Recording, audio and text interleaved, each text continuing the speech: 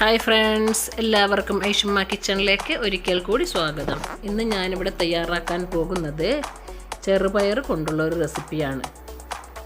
ഞാനിവിടെ ഒരു ഗ്ലാസ് ചെറുപയർ വെള്ളത്തിലിട്ട് കുതിർത്തിയെടുത്തിരിക്കുന്നതാണ്. 2 മണിക്കൂർ മുമ്പേ വെള്ളത്തിലിട്ട് കുതിർത്തിയെടുത്തതാണ്. ഇത് നല്ലതുപോലെ കഴുകിയെടുത്തിരിക്കുന്നതാണ്.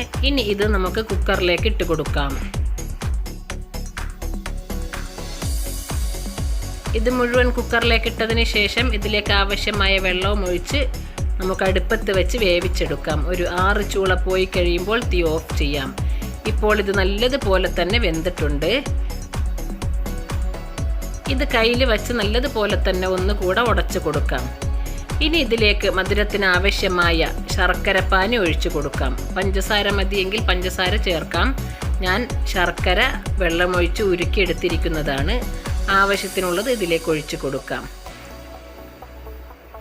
ഇനി ഒരു 4 ഏലക്കയുടെ കുരു കൂടി ഇതിലേക്ക് ചേർത്ത് ഇതൊന്ന് അടുപ്പത്ത് വെച്ച് ഒന്നുകൂടെ നല്ലതുപോലെ തിളപ്പിച്ചെടുക്കാം.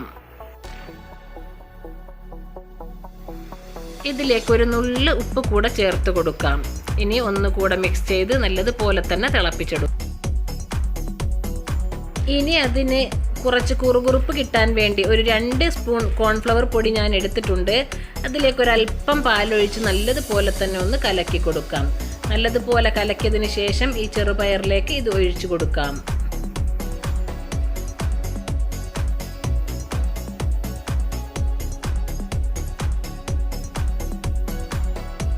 ഇനി ഇതിലേക്ക് ഒരു കവർ പാല് കൂടി ഒഴിച്ചു കൊടുക്കാം. അല്ലെങ്കിൽ 1/2 ലിറ്റർ പാല് കൂടി ഇതിലേക്ക് ഒഴിച്ച് നല്ലതുപോലെ തന്നെ ഒന്ന് തിളപ്പിച്ചെടുക്കാം.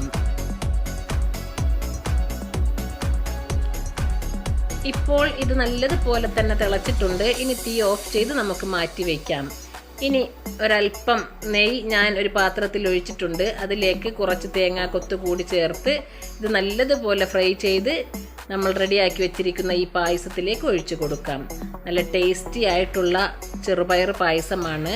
വളരെ എളുപ്പത്തിൽ തന്നെ വളരെ പെട്ടെന്ന് തയ്യാറാക്കാൻ പറ്റി എല്ലാവർക്കും ഇഷ്ടപ്പെടുന്ന ഒരു ഐറ്റമാണ്. എല്ലാവരും ഒന്ന് ട്രൈ ചെയ്ത് നോക്കുക. ഈ ചാനൽ ഇതുവരെ സബ്സ്ക്രൈബ് ചെയ്തിട്ടില്ല എങ്കിൽ ഒന്ന് സബ്സ്ക്രൈബ് ചെയ്യണേ. ഇഷ്ടപ്പെടുകയാണെങ്കിൽ ലൈക്ക് ചെയ്യണേ. മറ്റുള്ളവർക്ക് കൂടി ഷെയർ ചെയ്ത് എന്നെ ഒന്ന് സപ്പോർട്ട് ചെയ്യണേ.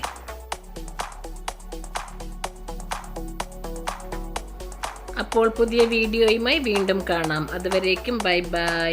Okay, thank you.